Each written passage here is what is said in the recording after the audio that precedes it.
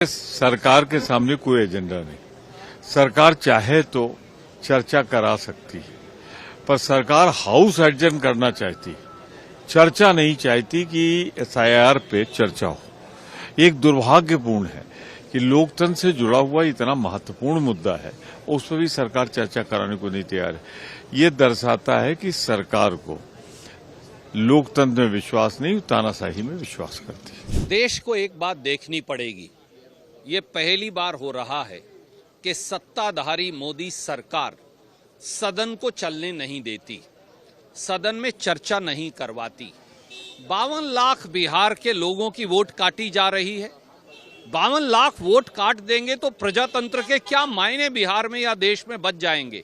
52 लाख लोगों को वोट से महरूम करना, उनकी वोट काट देना, प्रजातंत्र में उनकी हिस्सेदारी खत्म कर देना, क्या ये अपने आप में प्रजातंत्र को खत्म करने का षड्यंत्र नहीं?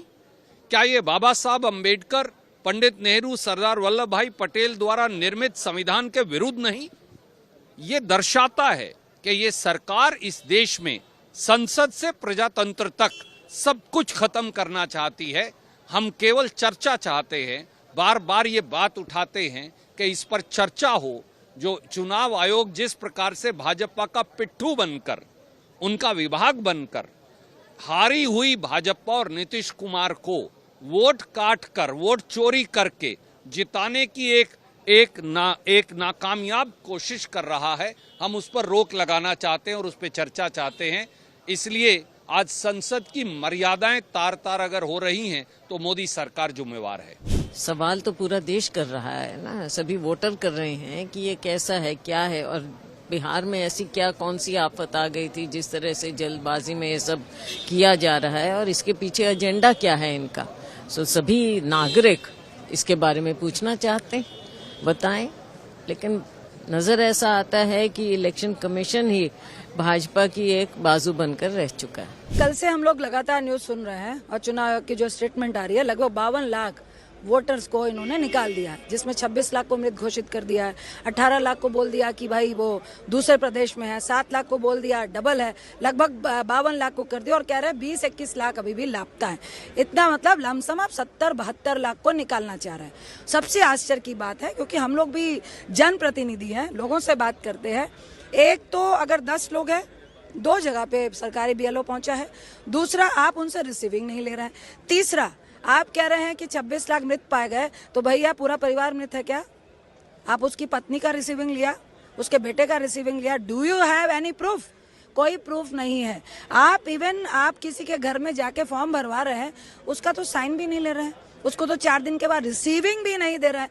तो क्या सबूत है? सिर्फ आपकी मुंह जवानी सबूत है और हम लोग मान ले ये बिल्कुल लोकतंत्र की हत्या है, जो सरेआम जमीन पे दिख रही है और लोगों को समझ में आ रहा है। राहुल गांधी जी सही कह रहे हैं।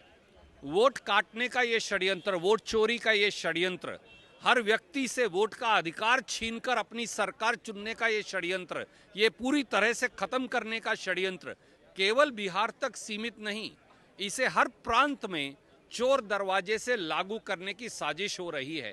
कर्नाटक में तो हमने बाकायदा एक लोकसभा में ये सबूत पेश करना चाहते हैं इलेक्शन कमीशन ऑफ इंडिया के सामने। 3 महीने से मैं समय मांग रहा हूं, वो समय नहीं देते।